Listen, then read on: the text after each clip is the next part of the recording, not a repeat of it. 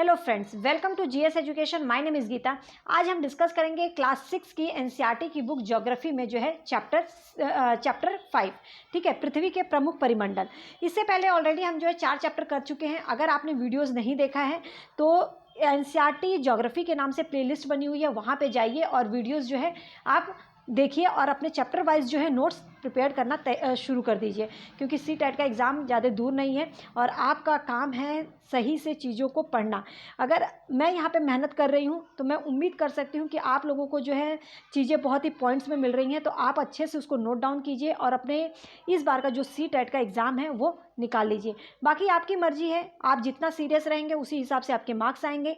ठीक है, मैं अपना काम कर रही हूँ, आप डिसाइड कर लीजिए कि आपको क्या करना है। अगर सिर्फ नोट्स चाहिए तो टेलीग्राम पे जाइए, वहाँ से नोट्स अपना डाउनलोड कीजिए और पढ़ लीजिए। लेकिन मैं बार बार बोलूँगी कि नोट से कुछ भी नहीं होने वाला है जब तक आप चीज़ों को समझेंगे नहीं। तो यहाँ पे जो है आप देख सकते हैं कि मैंने जो चीज़ों को समझाने के लिए मैप लिया है और इसका मेरा मेन मोटिव है कि आपका एक भी पॉइंट छूटे ना। ठीक है, तो समझना है तो वीडियो अच्छे से एक्सप्लेनेशन को समझिए। वीडियोज़ में मैं पूरा एक्सप्लेन करती हूँ, तो उस चीज़ को समझने की कोशिश कीजिएगा। बाकी आपकी मर्ज़ी है, आपको जैसे सही लगे वैसे पढ़िए। ठीक है, लेकिन इस बार का अगर सीटेट का एग्ज़ाम निकालना है तो थोड़ा सा सीरियस हो जाइए। तो चलिए हम स्टार्ट करते हैं। तो पृथ्वी के जो प्रमुख परिमंडल है, इसमें जो है 4 मंडल हैं। हम सब लोग जानते हैं जो मेन भूमंडल, जलमंडल, वायुमंडल है, ये 3। लेकिन ये तीनों जहाँ पे पाए जाते हैं वो हमारा जीवमंडल है। लेकिन आज मैं सिर्फ पढ़ाऊँगी आपको 2 मंडलों के बारे में, क्योंकि मैं अच्छे से एक्सप्लेन करना चाहती हूँ। ठीक है, तो भूमंडल और जलमंडल के बारे में आज हम पढ़ेंगे और दूसरा जो है दूसरी पार्ट में वीडियो आएगी वो हम जो है 2 बाकी वायुमंडल और जीवमंडल, और इन मंडलों से बहुत क्वेश्चन बनते हैं, तो ध्यान से पढ़िएगा। ठीक है, वीडियो पसंद आए तो प्लीज़ एक लाइक कीजिएगा, क्योंकि अगर मैं मेहनत कर रही हूँ तो थोड़ा सा उम्मीद कर सकती हूँ कि आप अगर लाइक करते हैं तो मुझे अच्छा लगता है कि मैं थोड़ा और आप लोगों के लिए कुछ अच्छा करके लाऊं। ठीक है, बाकी आपकी मर्जी है। अगर चैनल को सब्सक्राइब करते हैं तो आपको नेक्स्ट वीडियो की नोटिफिकेशन टाइम पर मिलेगी। ज़रूरी नहीं है कि आप ये करें ही, आपको अगर पढ़ना है तो कहीं से भी पढ़िए, बस अच्छे से पढ़ते रहिए और इस बार का अपना सीटेट एग्ज़ाम का जो एग्ज़ाम है वो अपना निकाल लीजिए। ठीक है, तो बिना टाइम वेस्ट किए हम स्टार्ट करते हैं। तो सबसे पहले आप समझिए कि जो पृथ्वी की जो सतह है, एक ऐसी सतह है जिसमें पर्यावरण के 3 घटक पाए जाते हैं, और ये जो तीनों पर्यावरण के घटक है ये आपस में एक दूसरे से जुड़े हुए हैं। और वो तीनों घटक कौन कौन से हैं, तो वो हम देख सकते हैं कि वो तीनों जो घटक हैं वो एक दूसरे से जुड़े हुए हैं और एक दूसरे को प्रभावित भी करते हैं। और वो तीनों घटक हैं भूमंडल, वायुमंडल और जलमंडल। ठीक है, भूमंडल किसको कहा जाता है, इन शॉर्ट थोड़ा सा समझ लीजिए, बाकी ब्रीफ में बताती हूँ। पृथ्वी का जो ठोस भाग होता है वो भूमंडल होता है। वायुमंडल, वायु से समझ में आ रहा है जहाँ पे गैसें पाई जाती हैं। तो हम जानते हैं कि पृथ्वी को चारों ओर से जो है गैस की परतें घेरी हुई हैं। ठीक है, उसमें गैस में सबसे ज़्यादा ऑक्सीजन, नाइट्रोजन और कार्बन डाइऑक्साइड है। ठीक है, जलमंडल क्या है, पृथ्वी के बहुत बड़े भाग पर जल पाया जाता है। इसमें जल की सभी अवस्थाएं पाई जाती हैं, मतलब जल के तीनों रूप होते हैं, जिसमें हमारा एक बर्फ होता है, जल होता है और जल वाष्प। तो ये तीनों रूप जो होता है जलमंडल के होते हैं। और आगे जो है ये जहाँ पे ये तीनों अवस्थाएं पाई जाती हैं, मतलब जहाँ पर हमारा तीनों अवस्थाएं पाई जाती हैं, मतलब स्थल, जल, वायु, ये तीनों पाई जाती हैं, वहाँ पे जो है जीवन संभव है, उसको कहा जाता है जीवमंडल। ठीक है, तो स्थल, जल, हवा जहाँ पर एक साथ मिलते हैं वो जो है जीवमंडल है। और याद रखिएगा जो जीवमंडल का जो क्षेत्र है वो बहुत ही सीमित क्षेत्र है। और जीवमंडल पर ही लोगों का जो है जीवन संभव है, क्योंकि यहाँ पे तीनों चीज़ें पाई जाती है, स्थल, जल, हवा। अब हम जो है इसको ब्रीफ में पढ़ते हैं। ठीक है, भूमंडल क्या होता है। भूमंडल हम पता ही है, पृथ्वी की ठोस भूभाग को क्या कहा जाता है, भूमंडल। यह किससे बना होता है, भूपर पट्टी की चट्टानों और मिट्टी की पतली परतों से। याद रखिएगा, भूपर पट्टी की चट्टानों मतलब चट्टान और मिट्टी से ये बना होता है, और इसमें जीवों के लिए जो है पोषक तत्व पाए जाते हैं। अब पृथ्वी की जो सतह है उसको 2 भागों में बांटा है, मतलब भूमंडल को जो है एक तरह से 2 भागों में बांटा गया है। कौन कौन सा, एक महाद्वीप है, दूसरा जो है महासागरीय बेसिन। ठीक है, कॉन्टिनेंट और ओशन। अब इसको समझते हैं। महाद्वीप जो है, तो जो महाद्वीप है हम सब जानते हैं कि जो हमारा कॉन्टिनेंट है वो 7 हैं। तो पृथ्वी पर जो है 7 प्रमुख महाद्वीप हैं। याद रखिएगा कितने, 7 प्रमुख महाद्वीप हैं। सबसे पहला जो आता है एशिया। एशिया इसलिए क्योंकि एशिया जो है विश्व का सबसे बड़ा महाद्वीप है। सबसे बड़ा महाद्वीप कौन सा है? एशिया है।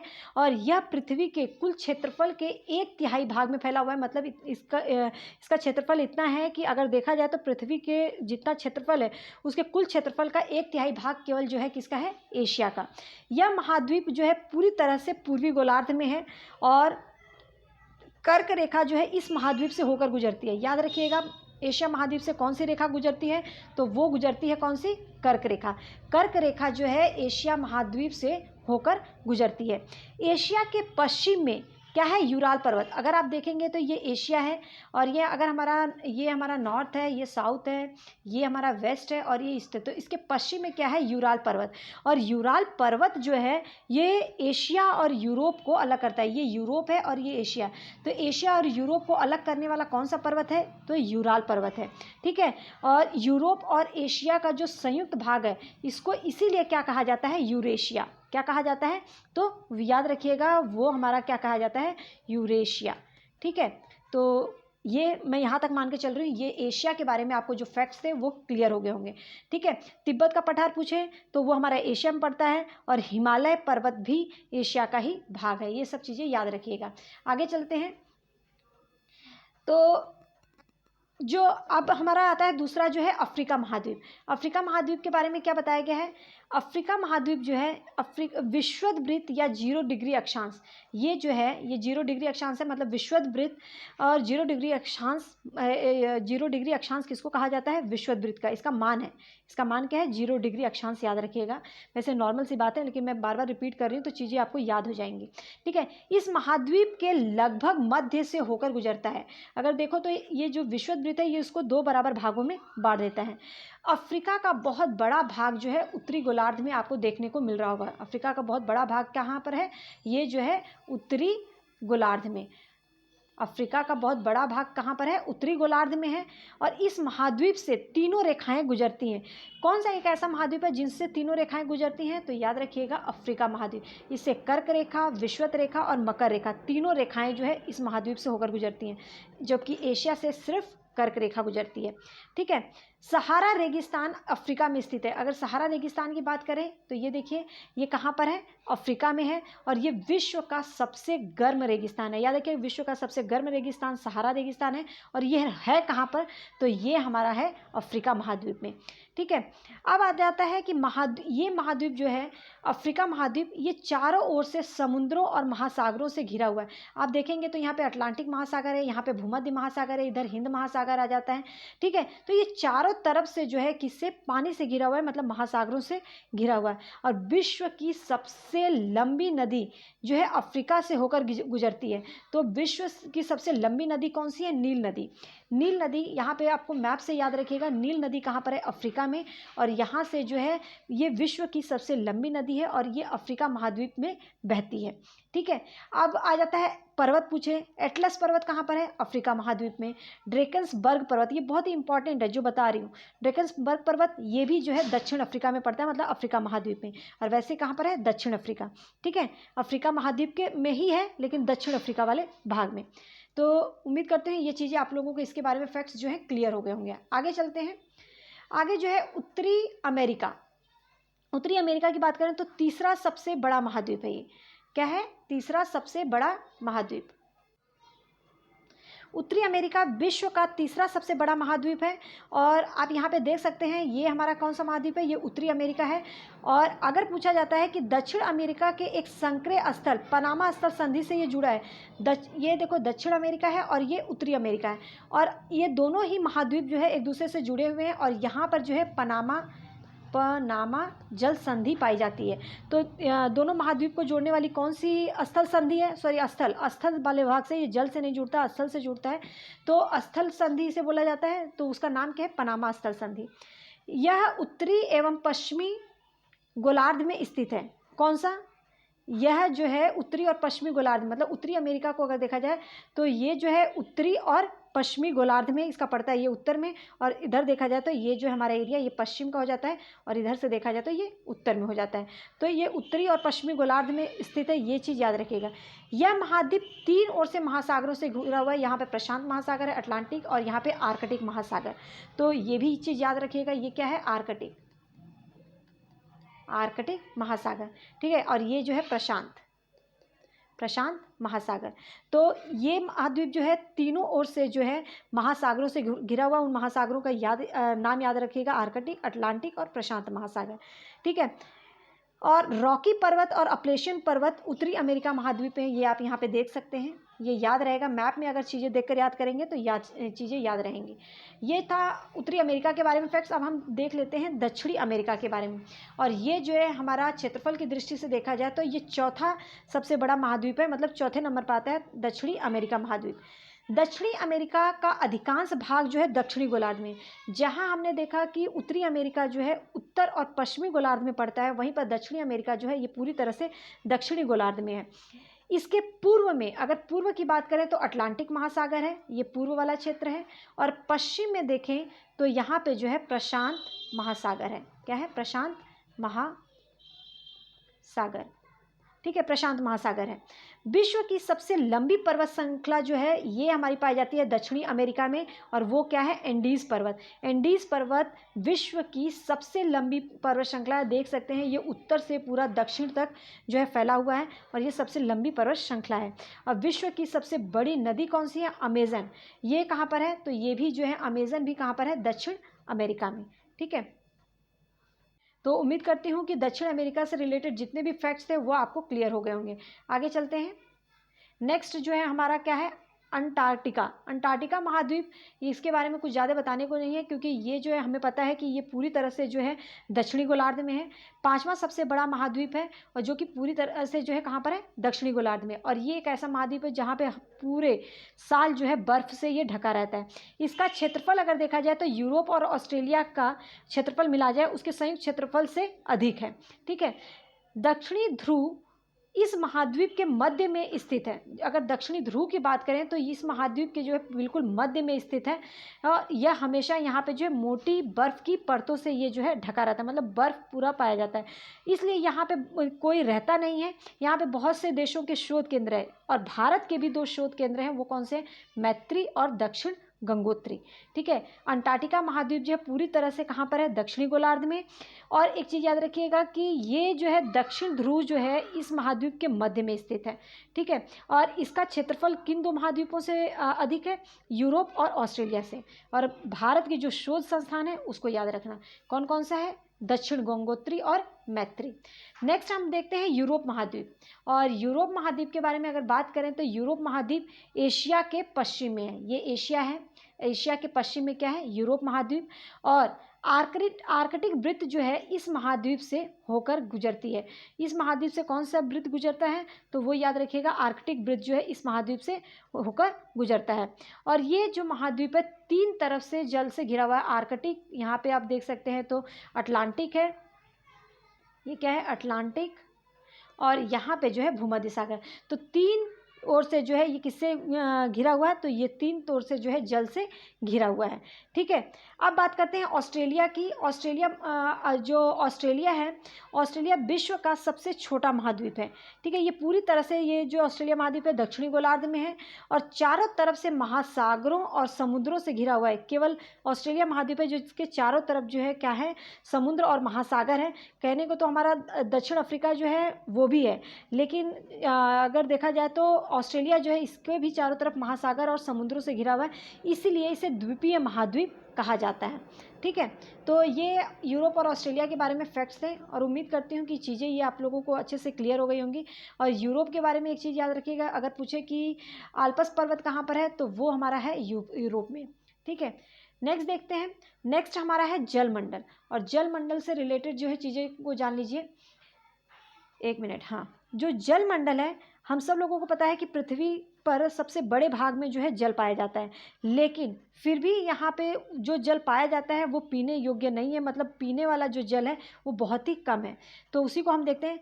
तो पृथ्वी को नीला ग्रह कहा जाता है, इसका कारण है कि पृथ्वी पर 71% भाग जो है क्या है, जल है, और 29% भाग जो है स्थल है। तो जल का भाग जो है स्थल से बहुत ही अधिक है। अब जल मंडल में जो है महासागर भी आते हैं, नदियाँ भी आती हैं, झील, हिम नदियाँ, भूमिगत जल, वायुमंडल, और वायुमंडल के मतलब जलवाष्प, ये सभी सम्मिलित हैं। तो पृथ्वी पर जो पाए जाने वाला जल है, अगर हम बात करते हैं 97% भाग जो है पृथ्वी पर जो है क्या पाया जाता है, जल 97 भाग से अधिक जो जल है ये महासागरों में पाया जाता है। अगर हमारे पृथ्वी पर 71% भाग जल का है, तो इसमें भी 97% भाग जो है ये किस पे, महासागरों में पाया जाता है, मतलब ये जल बहुत ही अधिक खारा होता है। और जो 3% जल है, मतलब 2 पॉइंट कुछ परसेंट है, तो लगभग 3% के अराउंड जो मानते हैं कि अगर जल है तो वो जो है जल शुद्ध जल है। तो शेष जल जो है, लेकिन उसका बहुत से बड़ा भाग जो है बर्फ़ की परतों एवं हिम नदियों के रूप में जो है देखने को मिलता है। भूमिगत जल जो है बहुत ही कम है, और बहुत कम अलवण जल के रूप में पाया जाता है। जो भूमिगत जल है बहुत ही कम है, और उसको जो है वो मनुष्य के पीने के जो पीने लायक है। तो जो सबसे जल होते हुए भी, पृथ्वी को नीला ग्रह कहते हुए भी, यहाँ पे जो है जल की मात्रा बहुत ही कम है, पीने वाला जल बहुत ही कम है। ठीक है, क्योंकि सबसे अधिक जो जल जो पाया जाता है 97% भाग, वो जो है क्या है, अलवण, मतलब लवणीय है, मतलब खारा जल है, जो कि पीने के योग्य नहीं है। तो याद रखिएगा, 3% में जो जल शुद्ध है उसमें भी आधा जल तो बर्फ़ के रूप में है, आधा जो है हिम नदियों के रूप में है। जो भूमिगत जल, जो पीने लायक जल है, वो बहुत ही कम, अगर माने तो हम 1% से भी कम जो है भूमिगत जल पाया जाता है। आगे चलते हैं। जल मंडल है, जल मंडल दूसरा जो है एक महाद्वीप, और दूसरा क्या था हमारा, महासागर। महासागर के बारे में पढ़ लेते हैं। महासागर के बारे में क्या बताया गया है। तो महासागर की बात करें तो 4 प्रमुख महासागर हैं। कौन कौन सा। पहला प्रशांत महासागर। प्रशांत महासागर जो है सबसे बड़ा महासागर है।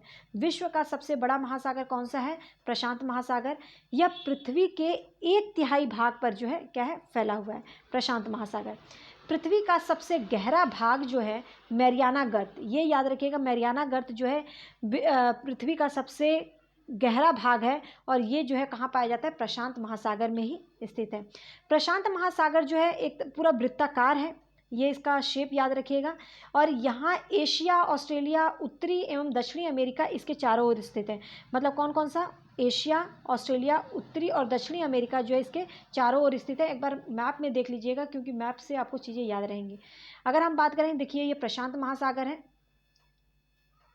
यहाँ पे ये प्रशांत महासागर है, ये प्रशांत, मतलब इसका जो भाग है ये पूरा जो है ये क्या है, ये वृत्ताकार है। और इसके अगर बात करें तो इसके जो है पश्चिम में कौन सा, उत्तरी अमेरिका और दक्षिणी अमेरिका, और अगर पूर्व की बात करें तो एशिया और क्या है, ऑस्ट्रेलिया। तो यही बोला है। तो ये अब मैप से आप लोगों को अच्छे से याद रहेगा।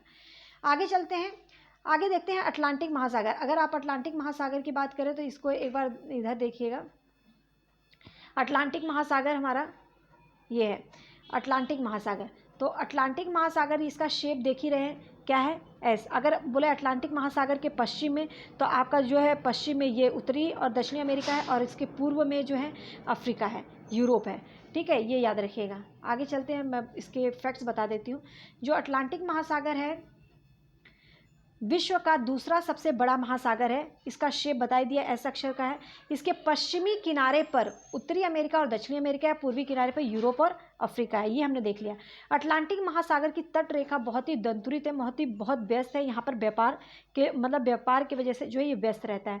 यह नियमित और दंतुरित तट रेखा जो है प्राकृतिक पोताश्रयों एवं पत्तनों के लिए आदर्श स्थिति है।